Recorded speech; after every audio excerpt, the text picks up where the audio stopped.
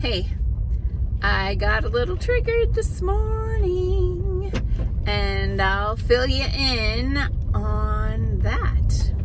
Hey, I'm Dr. Patty Barch. I'm a traditional naturopath, founder and owner of Naturally Unbridled Wellness and naturallyunbridled.com, where we focus on wellness solutions, not disease management.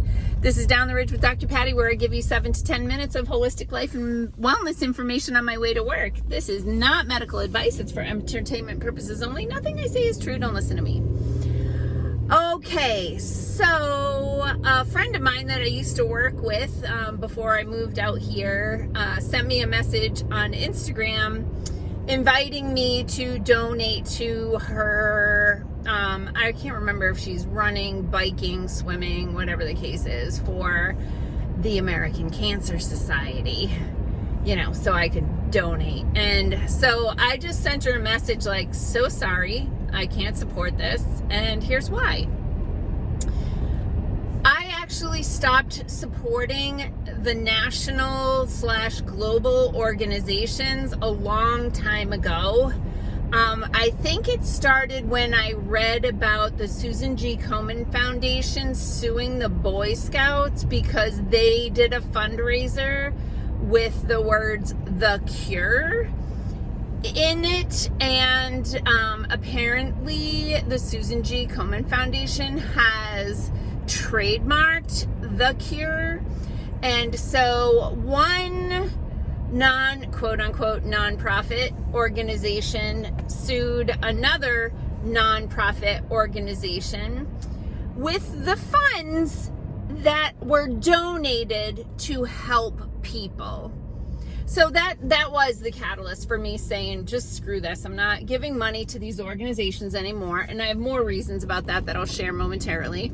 But I will give money to people who are dealing with diseases or challenging situations. And really a good chunk of my charitable giving actually goes to some animal organizations.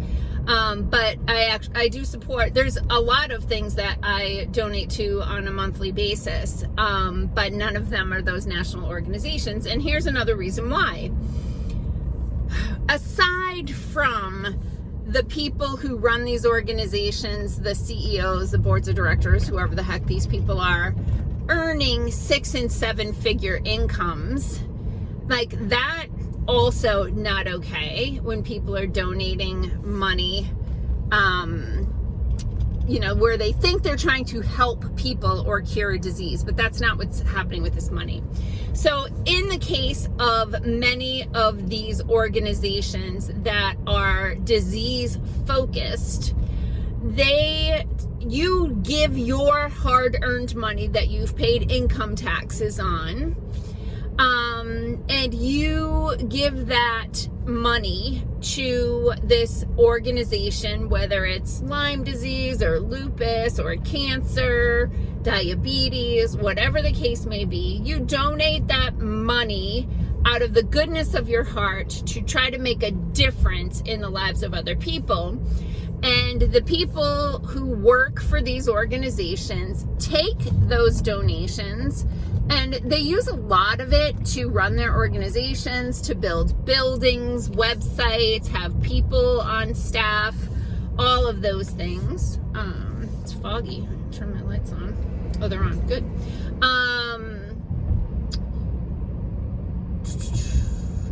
Hi. Okay, so they use their money for their infrastructure. And so certain organizations will brag about what percentage of their revenue goes to, outside of their organization, beyond their infrastructure, salaries, etc.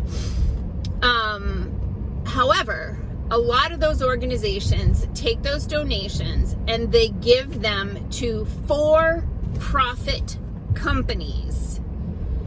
And those, in the pharmaceutical industry, right? Or the medical research or whatever. And so they're giving these charitable funds to for-profit organizations that are using that money to create products that they charge you for. A lot of money, right? Because the reason why chemotherapy is so expensive is because the pharmaceutical industry has X amount of dollars for research and development. And they can take those dollars and develop a drug that just does symptom suppression.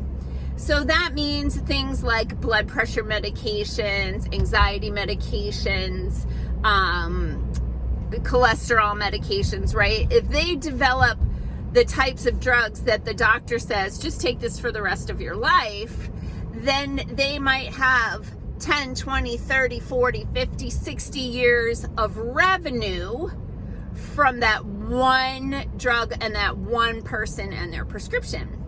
But if they're going to create a drug that you take for days like an antibiotic or weeks like a chemotherapy drug, they want to make that 10, 20, 30, 40, 50, 60 years worth of revenue in that window.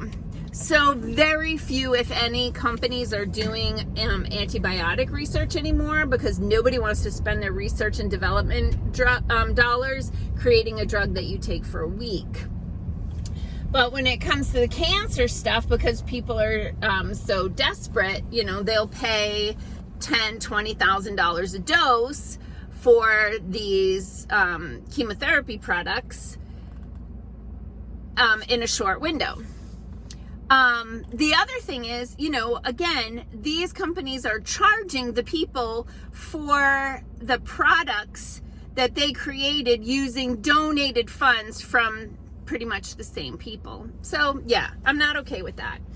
The other thing is, like, let's look at this fact. The quote unquote war on cancer started during the Nixon administration, when scientists and doctors came to the Nixon administration and said, we screwed up.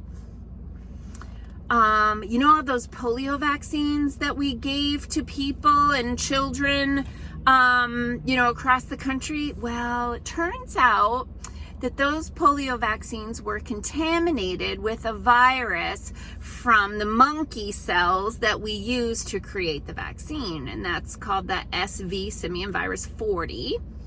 And that virus causes cancer. So we are expecting an uprise in cancer over the next generations because of all of these children being given a cancer promoter in the form of a polio vaccine. And that's when the war on cancer started. And since then, cancer rates have only increased, and to fascinating amounts, like horrifying amounts. Some of these associations that talk about prevention, cancer prevention, they want to do it in the form of, wait for it, a cancer vaccine. Because the other reason why pharmaceutical industries want to create vaccines is because two reasons. One, you get to give them to healthy people, so you don't have to wait for someone to actually get the disease to receive your product or purchase your product. And two, in the 80s, the Reagan administration waived liability for vaccine manufacturers for any harm that their products create. So it is definitely in the financial interest of these pharmaceutical companies to create vaccines instead of treatments, because A, give it to everybody, B, no liability. So if you hurt, maim, give cancer to a whole bunch of people, let the government take care of that. The next reason, and I'll wrap it up with this one, that I don't donate to these organizations is I did cancer research in the 90s, okay? For 8 years, I worked for a global biotechnology corporation doing cancer research. The drug I worked on went to clinical trials, super familiar with all of the processes. And when we did our experiments, the whole goal was take our new experimental drugs and compare them to drugs that were already on the market. Some of which were relatively new at the time and still maybe under patent, but most of them had turned generic at that point. They'd been on the market for 20 years, the patents had expired, and anybody could make it. These were our control drugs. Fast forward 30 years, working in natural wellness practice, and I have cancer clients who are doing an integrative approach, and they have received or are receiving chemotherapy. And guess what? They're still getting the drugs that I used in the 90s as my control drugs. So in all those decades, yes, there have been some advances. But when you take the billions of dollars that have been spent on the war on cancer, and you look at the cancer rates, and you see that the treatments are generic drugs that have been on the market for decades, you have to wonder, I think you might be doing the wrong thing. I think it might be better to actually stop poisoning people with crappy food, endocrine disruptors, and all the toxins that we allow to go into the environment, and go into the bodies and go into the children, that these are recipes for disease. So I'm sorry, I'll not be supporting your fundraiser, but you can bet that when there's somebody who is going through cancer or, whatever disease, that if they need a blender so they can make smoothies, I'm going to buy them a blender. So that's my approach. Peace out, peeps. Have a healthy day.